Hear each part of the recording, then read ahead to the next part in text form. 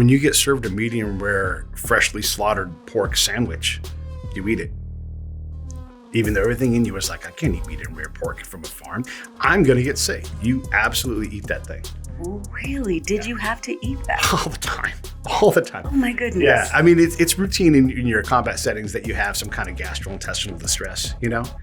But in my job, if someone hands you a drink, the way I approach my job, you say yes. So when a colonel reaches into his desk at Ramadan, and it's like, Pete, are we drinking whiskey today? Yes. Yes, we are. And I look at my boss and I'm like, I'm teaching him, like, this is how you allow them to be great. And when they're great, they'll talk.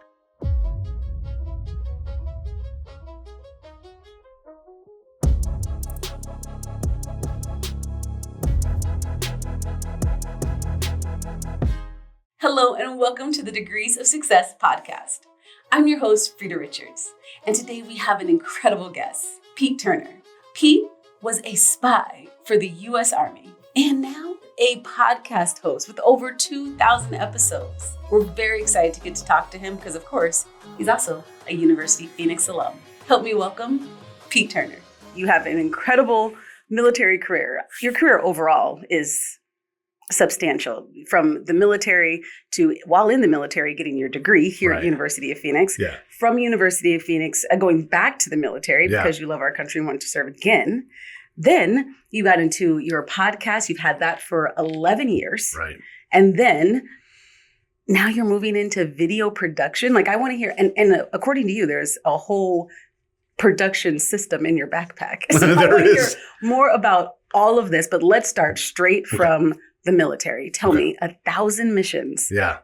Counterintelligence. Tell me more. Well, so my job, there's a lot of ways to do my job. My job is very multifaceted. You can be a technician. You can be a defensive person, an offensive person. You can be strategic. You can be what they call stractical. You can be tactical. And it just so happened that I'm a tactical person. I'm wearing combat boots today. You know, it's part of my thing, right? Yeah. So my job, the way it came down to me was I would have to go out off the camp and get to know people in town. Okay. Because if you don't do that, well, someone has to do that, man. It's the bottom line, right? Mm-hmm. And someone has to do that with the focus of, I'm going to gather information which can be processed into intelligence. Mm-hmm. Is this in Bosnia? This is in Bosnia when I first did it. I was in Germany, right? And that was a stractical mission. So we would be ready to do tactical things in case here comes the Russians or whatever. Right. But, we also did the strategic things like background investigations for clearances or assessment teams that would go and look at security of a building or, of a unit and that kind of thing. So it's a broad ranging job where you can do a lot of things. And so I sort of just did the job, early in the Army. And there's a lot of people approaching different jobs different ways with different levels of responsibility. I'm just basically a kid in the Army. And so I was just like the little brother for, a while, even though I'm 25 years old, and have a degree and all these other things. So I didn't really have a home, and I had to, a lot of it is self-study. Like, we think that there's like this spy school, and there is, but you're learning the basics. You can go back and go to higher level schools, but that was never really my opportunity. So yes, we deployed to Bosnia, and my boss was great. Some bosses aren't. And so my boss was a monster, though. So he would, and if he watches this, he'll know this is true. So I would tell people around me who knew me, who didn't know my boss or I would say, when you see him talking to me and it looks like he's being a jerk to me, that's just how he talks. Let's not worry about that. And so, but here's the thing. He let me do the job. He let me, and my buddy Greg, we were partners, we were folksy people, and folksy people do well in counterintelligence. What does folksy mean? Folksy means I can go into town, I can go to Tempe, and I can go sit in a bar, and I can get to know somebody. Okay. Because I let folks be folks. Mm-hmm. I'm folks, you're folks. We have been talking and having a great time. Yeah. That's what you do, right? And so, look, there's some skill in that and some developed assets. But if you can sit down in a church and just get to know people, you probably can get to know people. Right. So that's basics of what I do. How is that beneficial for the intelligence? Because you get to know people, you gather that intelligence and then take it back? Or do you utilize those people and a little bit of both? Network? A little bit of both. So I'm always, they call it spotting, assessing, recruiting. So I've got to go into town, I've got to meet people, make friends, and then see who maybe can introduce me to somebody and see who maybe will want to work with me, And all of that is done in a combat setting. And so it's dangerous. And a lot of times it's not dangerous at all, but you don't know when danger is going to show up. Right. And so there's a lot of exposure in this job, but it's very, very, very, very dangerous. And it's constant effort. So 16-hour days, 32-hour days, that is that job because you can never do enough. And if you miss the person who knew about the bomb that was going to come and blow up the camp, it's on me. It's my job to find that person, and I can't miss that person. Right. And so if someone from the Army that I'm working with, no matter how I was in the Army, if they're like, hey, Pete, we're going to go on a mission. Yes. Yeah. It doesn't matter if I'm tired. It doesn't matter if I just got back from a mission. Right. You just get back out and you go do it because I might meet that next person. I haven't met enough people. I will never meet enough people to keep us safe. And it's a dangerous place. And so you have to go out and you just kind of roll the dice and roll the dice, roll the dice. But my job is to roll the dice. So you had the opportunity to essentially be a networker. Yeah. And use those connections to help bring intelligence back to ensure that everyone was safe. Right. Yeah. That is a very scary job. It sounds fun. Yeah, it is fun. But at the same time, like the information Yeah. that you're getting and ensuring that you're getting it back to them on time. And to your point, wanting to make sure that you didn't miss the person that knew the information to avoid everyone getting hurt. So when you get served a medium rare, freshly slaughtered pork sandwich, you eat it. Even though everything in you is like, I can't eat medium rare pork from a farm. I'm going to get sick. You absolutely eat that thing. Oh, really? Did you have to eat that? All the time. All the time. Oh, my goodness. Yeah. I mean, it's routine in your combat settings that you have some kind of gastrointestinal distress, But in my job, if someone hands you a drink, the way I approach my job, you say yes. So when a colonel reaches into his desk at Ramadan and it's like, Pete, are we drinking whiskey today? Yes. Yes, we are. And I look at my boss and I'm like, I'm teaching him, like, this is how you allow them to be great. And when they're great, they'll talk. Right. And when they talk, we get to know each other. And because I imagine that's because they now know that you are open to their culture, their environment, and they're more likely to you're making them feel more welcomed. Yeah. And they're making you feel welcomed as well. There's a lot. And you said culture. And when we say that word, it's so rich. That word is like, it's gold. And so when we say culture, we have thoughts on what culture is. You and I are from different cultures. Just because you live in a different state than I do, and all these other things, you approach the world differently than I do because of whatever, right? It's not my job to be comfortable in your world, but it is my job, and I call it miscomfort, right? So it's comfortable where you're at. You know your world. And so I know I can become comfortable in your world, right? But I don't know that comfort yet. And so I learn how to do your world. Here's the other thing is don't fear culture. You use it to your advantage. So if I can find your path to accomplish my mission, well, then I'm not going to build a new path. Right. That's going to upset you. I don't want you to feel miscomfort. I want to be your agent. So I work not only to help communicate back to the Army what they need, State Department, whoever's there, all the Americans, but I also work to communicate to you, the farmer, how we work. And so you can understand. So like when we're acting crazy, when we're doing all these things, when we don't know what to do, I get them to trust me. So I work on trust and culture to accomplish all these things because that allows me to come in and say, I don't know what it's like to work for University of Phoenix. I don't know what it's like to live, in the greater Phoenix area. But I do like, and then I'll say something that you will probably like. And then we have a conversation and it grows from there. And so I will use culture to my advantage. I also won't fear doing this with you, whatever this motion is, with your hand that upset. Oh, you'll never do that. You'll upset everybody. Right. Like you don't eat food in Arabic countries with your left hand. Right. I know that. Unless you're good at culture. And then you say to them, I'm from America. I eat left-handed. And they're like, yeah, you're from California. We know you, Pete. Eat left-handed. You're like, so you don't care? Like, yeah, Pete, you're not from here. And I'm like, yeah. And so they'll teach me, like, tell me when I should, like, no, you be you. And all of a sudden, folks become folks. Listen, if everyone had that mentality, we would be a much peaceful world.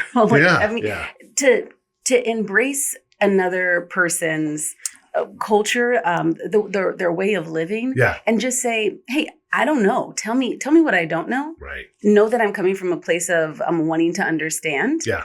And be respectful. If I'm eating with my left hand, that's just because that's what we do in America. Tell me, what do we do here? I met a gentleman at the Suns game. He was from Ethiopia. And he said, my son went to go shake his hand, but he had something in his right hand.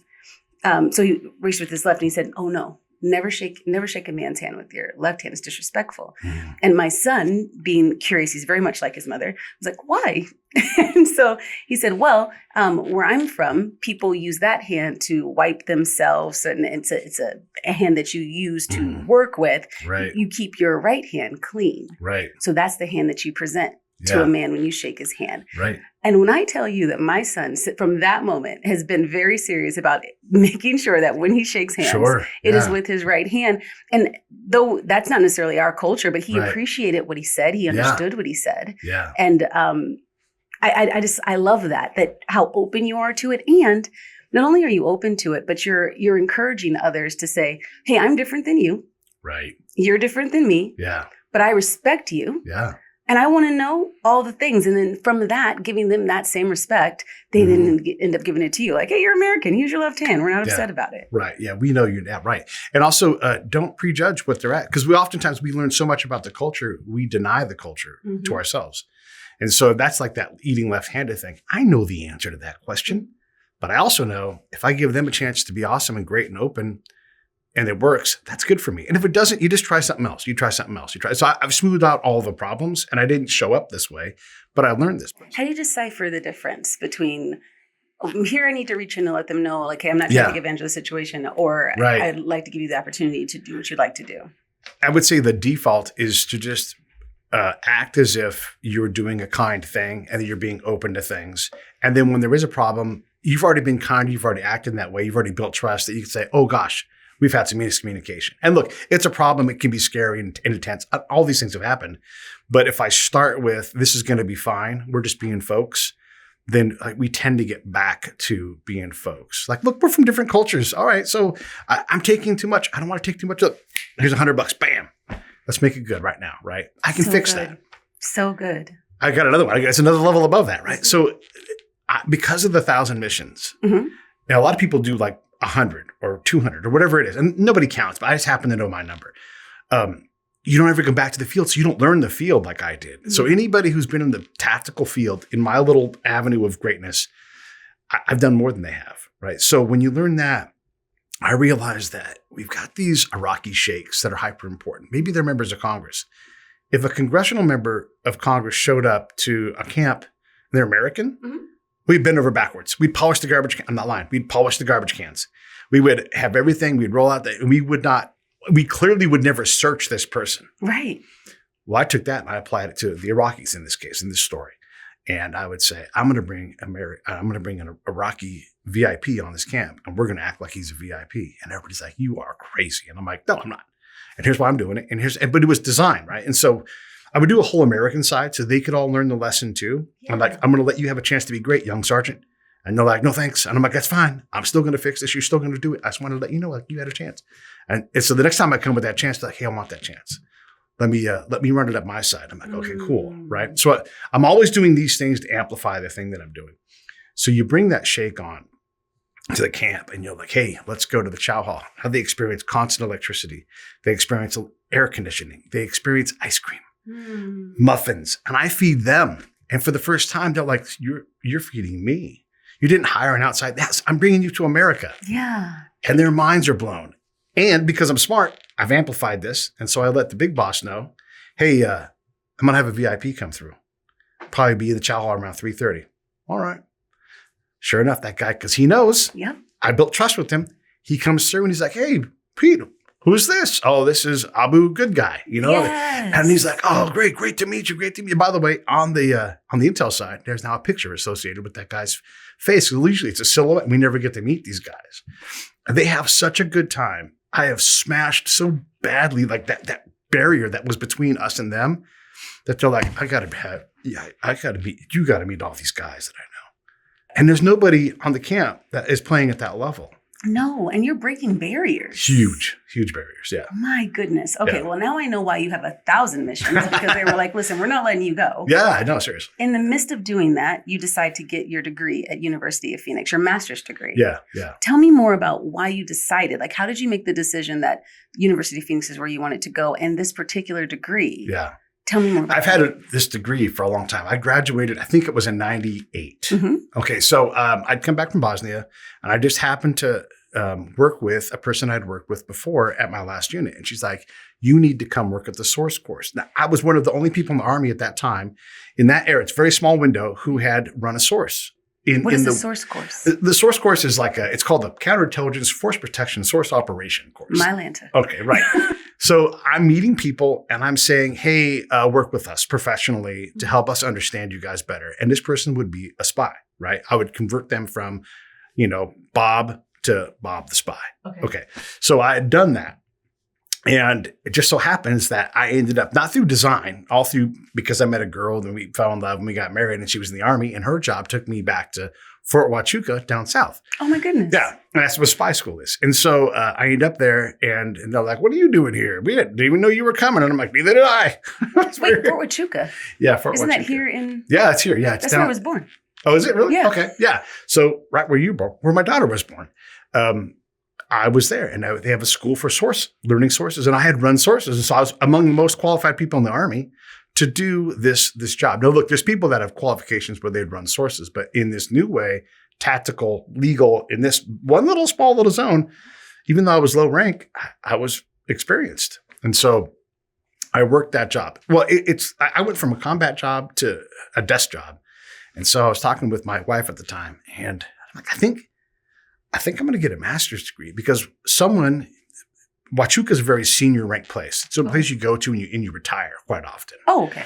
And so one of the senior people there was like, Pete, you got a degree, right? I'm like, yeah, why don't you get a master's degree? And I'm like, who's got time for that? Like, no, you got time here. You won't have time any other place. Right. And I'm like, well, look, I don't have any rank. I can't afford that. And he's like, no. The Army's got money for you. And nobody uses it because we all have degrees and we all are already on our career. We don't need the degree anymore. Mm-hmm. And so he's like, just put in a request and I guarantee you the commander's going to say yes because he doesn't know what else to do except for say yes.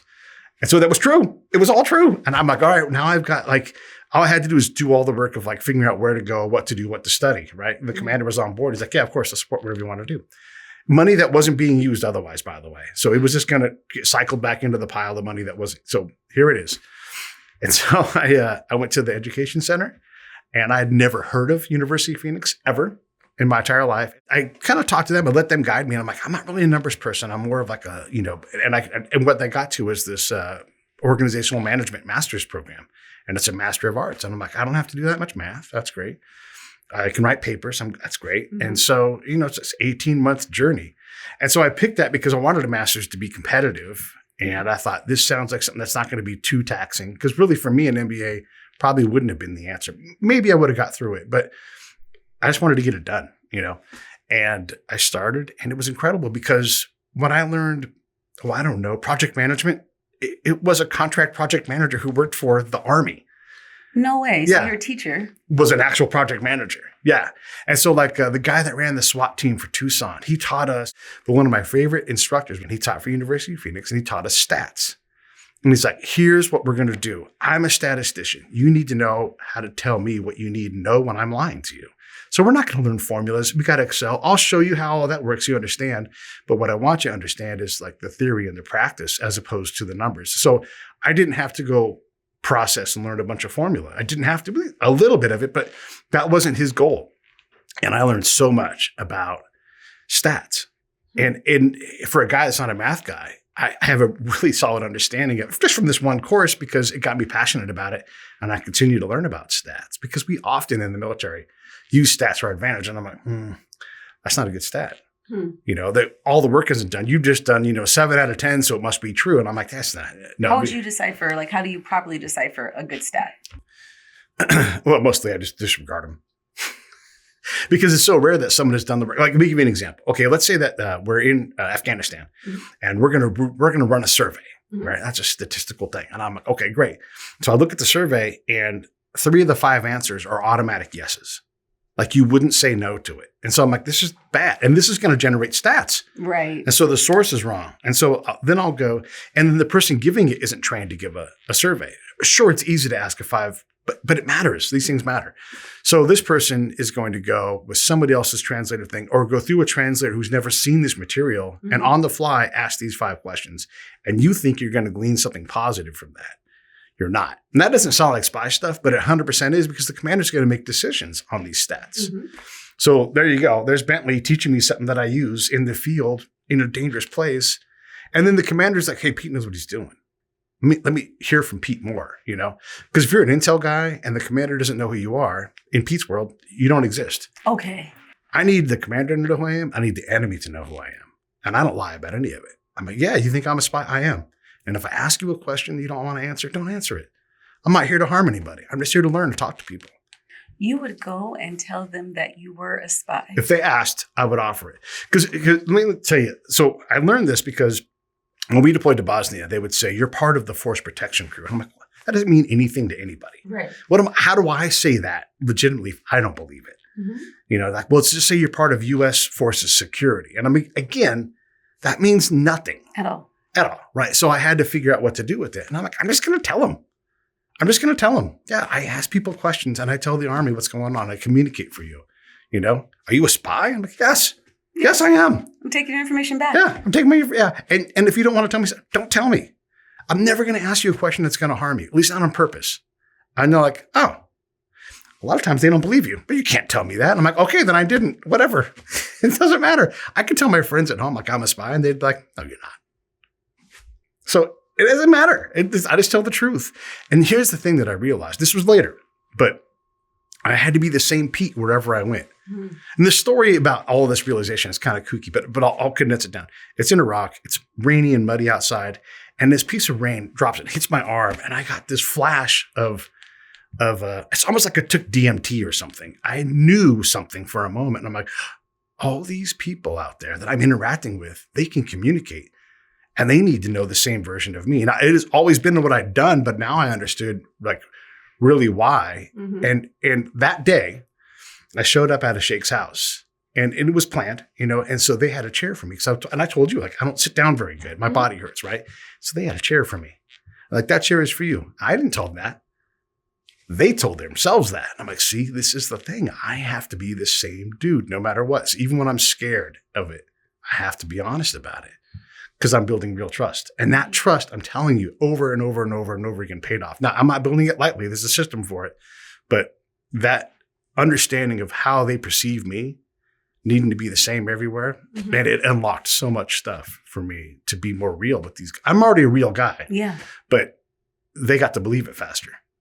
So that information that you're saying is, I mean, obviously, I don't know how many of our listeners or viewers are going to be in Bosnia or in Iraq to be able to utilize that. Yeah. But I think that what you're saying is impactful, period, moving in life, because you being yourself in every room is enough. Right. And not only is it enough, but it's what's needed in the world to be able to communicate with people. Show up as yourself every single time in every single room. Yeah. I say this to my children, and I've said it fairly recently. I said, if my old boss talks to my new boss, mm-hmm. they know the same Freda. Yeah. Years have passed. It's the exact same person. Yeah. And I'm proud of that. Now, obviously, I've grown and I've learned, but am I bubbly or whatever, all of those same personality traits are similar. Am I always hungry to learn something new and excited to jump onto the next thing or have a whole bunch of goals? So I love that you said that, because I believe that in any career, you should show up as yourself. Yeah. And you sit at these tables, and there may be other people that you admire, mm-hmm. but there's something about you that's going to bring something different to the table that's naturally, innately in you. And if you try to pretend to be Bob, or if you try to pretend to be Sally, you'll be putting a muffle on that light. Right. That is innately you. There's a bit of a movement right now to I need to be more authentic or be authentic. Like, no, like just be you. And look, don't be a jerk. Sometimes be a jerk if you need to, but understand that they're being them and you're being you. And if you just don't put a lot of stuff in between that, you can't just be completely open and 100% honest, but you can strive for it and just be yourself. Yeah. And if that self isn't good, well, then it's on me to figure out how to be a better Pete. Right. And sometimes this blows up in your face. I mean, I've been kicked off of camps and you're hearing all the good stuff. There's all kinds of. When you come, I'm bad news Turner a lot of times. I'm like, hey, that ain't working. Okay. And those people have a lot of rank, and they're like, get that guy the hell out of theater. And they and if you don't catch a break, you're going home. Right. So when I say all this stuff, there's a lot of risk. Mm-hmm. But the payoff is so I almost got kicked out of theater one time because I made somebody upset. And my boss said, okay, I hear everything you're yelling at me, other boss. Mm-hmm. But you point in Pete's email where he was wrong, and I'll send him home. And that was it. That was the end. The colonel who says, and he said some swear words, and he walked away. And so my boss took a chewing for me. He had a big enough butt to take a chewing. Mm-hmm. But because I was me all the time, it was all right. And then he tuned me up and said, listen, and he yelled at me like this. I have to yell at you right now. When you send an email, don't get me in trouble. Don't write the words, unlike Colonel so-and-so, which were the words that got me in trouble. Mm-hmm. Unlike Colonel Freda. Mm-hmm. Like, what? Well, that's too much. And then I disagreed with it, right? So there are times when that authenticity costs you things. Everybody wants to be a maverick. The Mavericks get fired. Right. And so you have to be able to withstand that. And if you're always a Maverick, sometimes you have to get along. Sometimes you just got to like, hey, you know what? Different fight. Let me go out and work. I'll continue to work until I have the trust where I can say, I think we should do this instead of that. And by the way, it's not my job to tell people what to do. It's my job to tell them what I experienced. And when the commander, I always had a rule. And this came later. And the commander's like, Pete, what do you think we should do? I'm like, no. I don't tell you what to do. You're the boss. And he's like, no, but I'm the boss. I'm telling you to tell me what I should do. And I'm like, look, the staff will kill me if I circuit the entire unit. And then I can't do that. That's not my job because the staff will kill you. They'll knife you in the back and you won't even know it. Quite literally kill you. Yeah, well, not literally, but, quite figuratively kill you. Right. And I've been killed a bunch of times, where I didn't know how to manage the full organization, right? And so I'll make that commander say for the third time, I will protect you from them. I understand what they will do. You should tell me what you think we should do. And I'll say, okay. And that's the only time I'll do it. I make him go through that process because if I don't have that top cover, I'm exposed. Right. But you've moved on now to civilian life and being a podcast host. Yeah. 2,000 episodes in. Now, clearly, I want to hear a lot about this. Slightly biased. Mm-hmm. And I want to know how you got there and how, even like with the 2,000 shows, how did it become something you were so passionate about, something you're so great at, and something that you obviously continue to do so well? Sometimes I can't even believe it. When you said 2,000, I wrote those words for you to say, and I'm like, no, it's 1,000, Pete. Like my brain diminishes it, right? Like we often do with the things that we've done that are incredible. My show is incredible. It is ridiculous how successful it is. Is it the biggest show in the world? No. Have you heard of it? Probably not. But when you look up on top of Podcast Mountain, up above the snow line, my show's up there. I mean, I make revenue. I meet so many people. I've had world famous people on my show. It's ridiculous. And it's all spy. It's all spy stuff. I just go out and one of the things people ask is, how do you get these people on your show? And I ask them. I just ask. Yeah. And sometimes I got to be persistent. Sometimes, and so many times they've said, oh, we're so glad somebody asked. We've been thinking about getting into podcasts. You're the first person in the door. All right, world famous person. I'll sit down with you, If anyone wanted to follow you or find more, if they wanted to hear this incredible podcast, hear about number 2,562 episode, where would they go find you? The Break It Down Show or just Pete A. Turner. Pete A. Turner is the easiest way. And I'm glad to hear from you. Send me a note. It's not hard to find me. So just go out. I'm on X probably the most, Facebook. But if you send me a message, chances are I'm just going to respond as soon as I check that platform. I so greatly appreciate you being here today. It's been my pleasure. Honestly, I love it. This has been the best. Thank you. Yeah. Thank you. And thank you for giving me the wisdom and your kindness and just teaching me and being like that mirror for me, saying people in front of you are giving you these nuggets of wisdom. They're telling you their stories. They're becoming your friends. And that is a huge blessing. So bringing that to the forefront, even just for me, I'm very grateful for. I know that our listeners and our viewers are grateful to hear your stories about you utilizing your networking and just being genuine. That's what stood out for me, being genuine. If you could say anything to our watchers or those who are listening, what would you say? Find things that make you uncomfortable, that interest you, and stick it right there. And see if you can't get comfortable with what that is, whether it's worship, music, writing, work. And if work isn't the thing, then make work just work. And then turn it off the second you walk out. If they don't pay you enough to care, I'm not saying don't do your job. Then walk out the door and be like, well, that's my work. But this is my passion. And this is what I'm doing. And look, you don't get to make money paying doing your passion. That's not normal. You might have to work for 10 years, 15 years, 20. You may never get there. Right. But if you're passionate about it, that's the pursuit. That's the pursuit of happiness that we all get. That's it. And that brings us to the end of this episode of the Degrees of Success podcast. I'm your host, Freda Richards, reminding you that your next chapter just might be your best one yet. See you soon.